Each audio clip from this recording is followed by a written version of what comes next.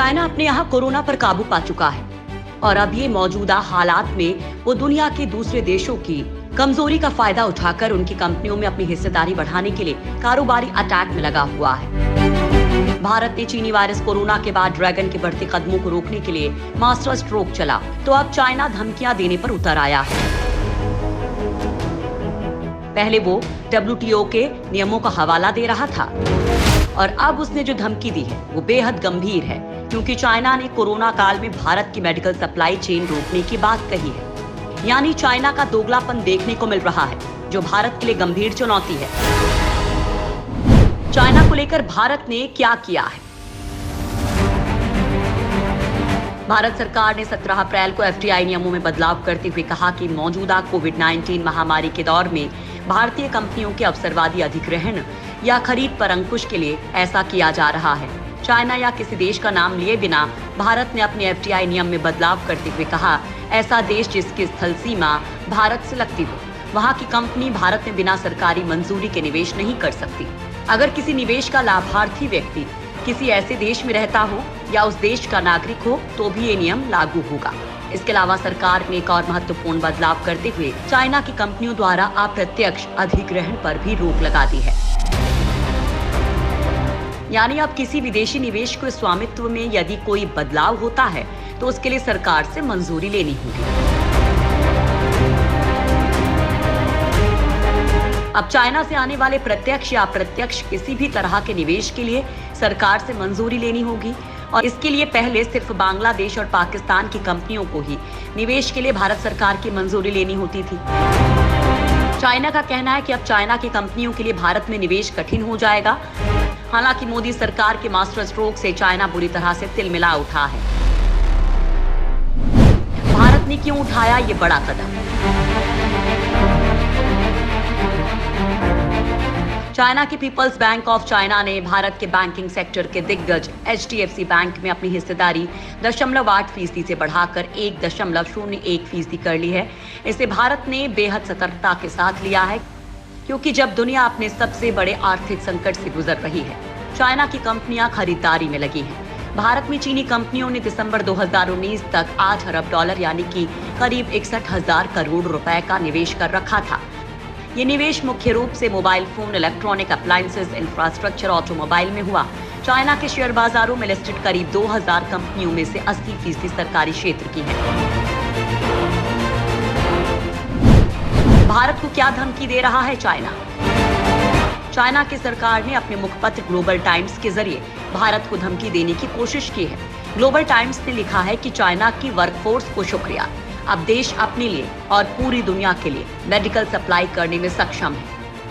हालांकि भारत सरकार ने इस तथ्य को नजरअंदाज कर दिया है और विदेशी निवेश के नियमों को सख्त करने के लिए कोरोना संकट को वजह बता दिया।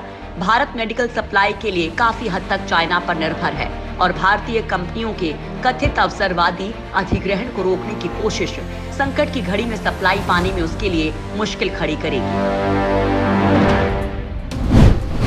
क्या भारत के लिए है बड़ी चिंता की बात?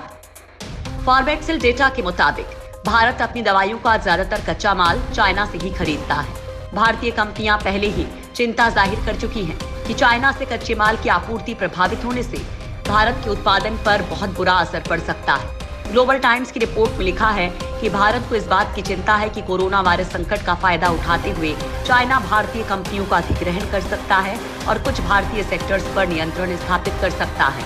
चीनी विश्लेषकों का कहना है कि चीनी निवेश पर इस तरह के प्रतिबंध भारत की मैन्युफैक्चरिंग सेक्टर के लिए घातक साबित होंगे।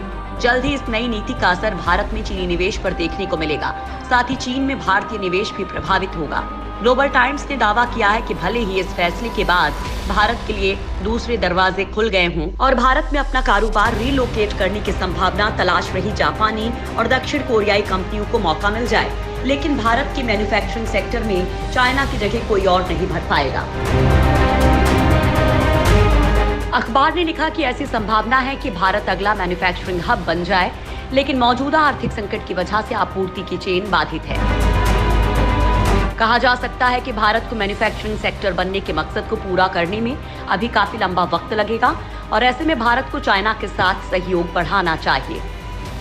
अखबार के मुताबिक चीनी कंपनियों के लिए भारत का बंद दरवाजा मौकों की दूसरी खिड़की भी खोल सकता है।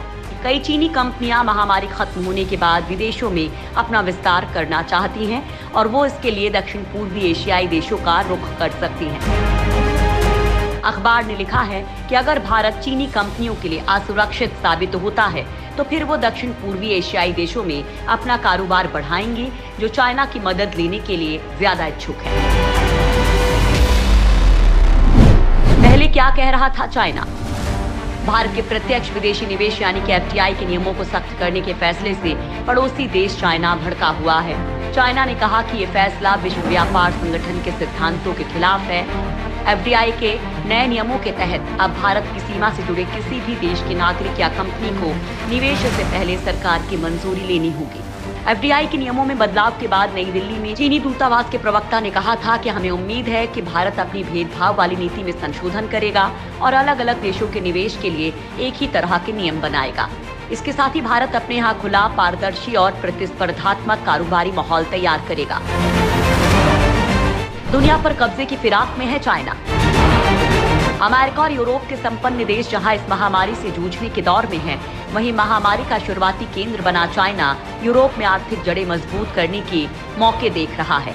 लिहाजा यूरोपीय देश चीनी वायरस कोरोना के बाद ड्रैगन के बढ़ते कदमों को रोकने में जुटे हैं। चूंकि अमेरिका में चीनी निवेश फिलहाल खास नहीं है, लेकिन वैश्विक महामारी ने यूरोपीय देशों की कमर तोड़ दी है, इसलिए यहाँ चाइना को निवेश के अच्छे मौके मिल रहे हैं।